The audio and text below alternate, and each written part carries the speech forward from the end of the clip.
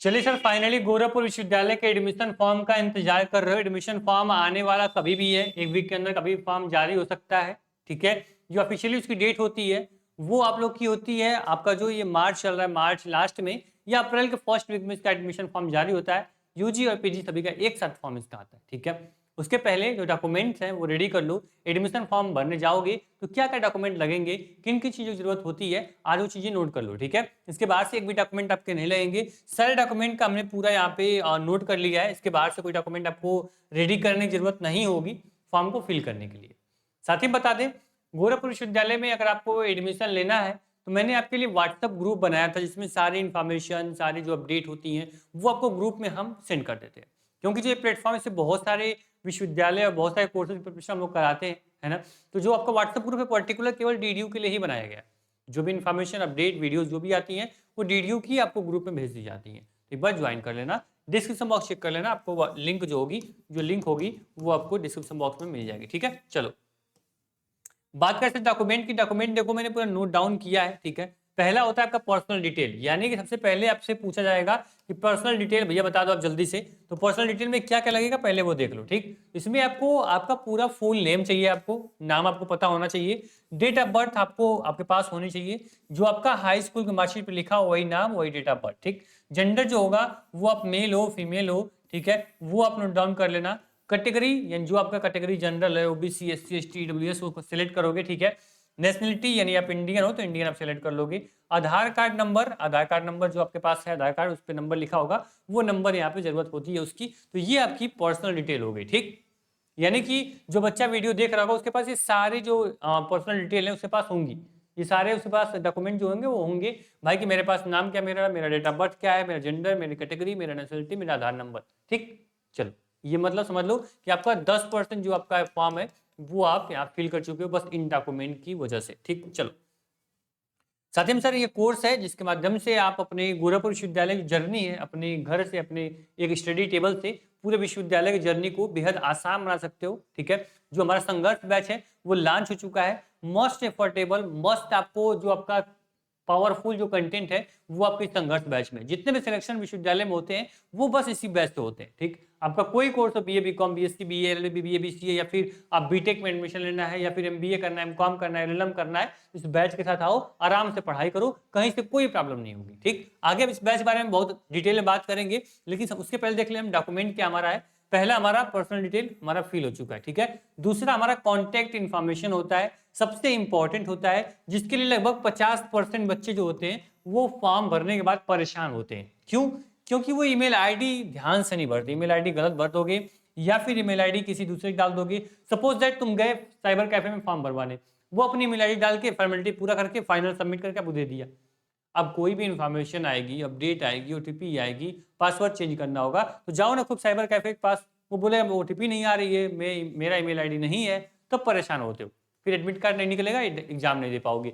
इसीलिए ये अपना वैलिड एडमिट का ईमेल आईडी जो कि आपको एक्टिव हो और वैलिड हो वो आप डालोगे। ठीक, बाद में अपना खुद का मोबाइल नंबर डालना, जो मोबाइल नंबर आपका मम्मी पापा का हो, आपके पास रहता हो, बंद नहीं होने वाला हो, आपका एक्टिव रहेगा, वो मोबाइल नंबर जिसमें रिचार्ज हो उसको डालना। ठीक है, करेस्पोंडेंस एड्रेस और परमानेंट एड्रेस आपके पास होना चाहिए। जो आपके पास आधार कार्ड का एड्रेस है ना वो आप यहाँ डाल सकते हो, दोनों एड्रेस सेम टू सेम रहेगा, कोई प्रॉब्लम आपको नहीं होगी। ठीक, तो आपको email ID, mobile number, address आपके पास है। तो दूसरा जो स्टेप है, लगभग 30% जो आप यहाँ फॉर्म हो वो फिल कर चुके हो, आपका यहाँ पे कॉन्टेक्ट इन्फॉर्मेशन आपकी कंप्लीट होती है। ठीक, आगे बढ़ते हैं, ये भी आपके पास होंगे, कोई ऐसा इसमें ईमेल आईडी, मोबाइल नंबर जो आपके पास नहीं हो उसको एक बार अपना नोट डाउन कर लेना, ईमेल आईडी नहीं बना लेना अगर नहीं है, और अपना नोट करके रख लेना। ठीक, चलो इसके बाद एकेडमिक डिटेल आती है सर। ठीक, तीसरा जो होता है एकेडमिक डिटेल, जिसमें आप क्लास 10th की मार्कशीट, ठीक है, उसके बाद आपका क्लास 12th की मार्कशीट, ठीक है, और आपको डिटेल आप सब्जेक्ट स्टडी,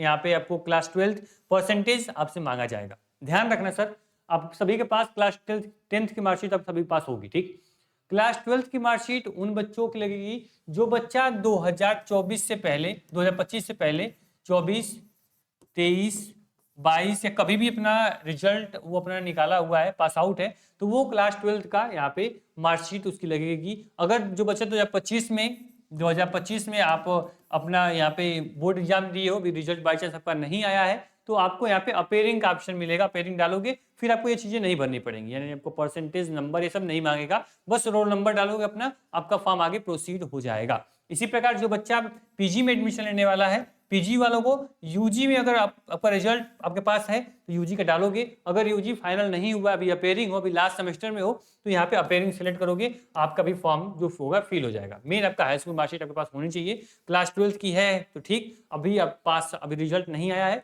तो भी ठीक, ठीक, तो ये भी डिटेल आपके पास होंगी, आप इसको भी अपने पास रखे रहना। ठीक, बात समझ में आई सर? जिस बच्चे को बीए बीकॉम बीएससी या फिर बीबीए बीसीए करना है, ग्रेजुएशन करना है, उसके पास क्लास 12 की मार्कशीट नहीं है, अभी नहीं रिजल्ट आया है, तो कोई बात नहीं, अपेयरिंग करके फॉर्म को फिल कर सकते हो। ठीक, चलो आगे बढ़ते हैं।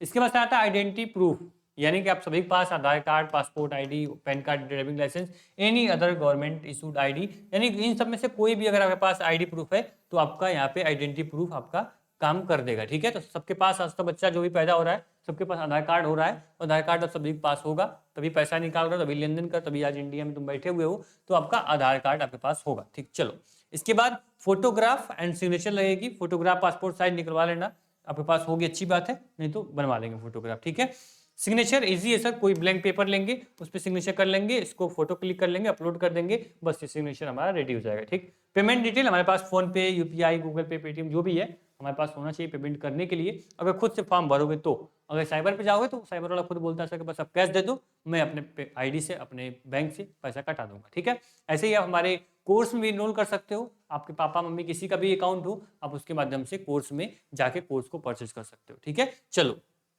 सेकंड चीज देखना सर, आपके पास आधार कार्ड हो गया, आपके पास फोटो सिग्नेचर हो गया, हमारे पास पेमेंट डिटेल कैश हमारे पास है तो भी कोई दिक्कत नहीं। चलो सर, हमारा ये भी आपका जो चौथा छठा स्टेप है वो भी मेरा क्या होता है, कंप्लीट होता है। इसके बाद हमारे पास डॉक्यूमेंट होना चाहिए, अगर आप एप्लीकेबल हो तो, यानी कि अभी तक सबके लिए सेम था, आप किसी भी कैटेगरी के हो, सबको जो आगे आने वाले 6 डॉक्यूमेंट थे वो आपके पास होने चाहिए। लेकिन अगर आपके पास, आप पीडब्ल्यूडी के अंतर्गत आते हो, ठीक है, या फिर ईडब्ल्यूएस सर्टिफिकेट आप लगाने वाले हो, या फिर आप कास्ट सर्टिफिकेट लगाने वाले हो, तो ये अपने पास, या फिर स्पोर्ट कोटा आपके पास है, तो वो डॉक्यूमेंट आपके पास होने चाहिए फॉर्म को फिल करते टाइम। वहां पे फॉर्म को आपको सर्टिफिकेट नंबर मांग सकता है वेरिफिकेशन करने के लिए। ठीक, अभी देखो ये जो है, ये अगर आप एप्लीकेबल हो, अगर आपके पास ये, आप इस कैटेगरी में आते हो किसी भी, तो इसका डॉक्यूमेंट आपके पास होना चाहिए। फिर इसके बाद आपके पास आइडेंटिटी प्रूफ हो गया, फोटो सिग्नेचर और पेमेंट कार्ड हो गया। इसके बाद academic detail, high school 12th की मार्कशीट हो गई।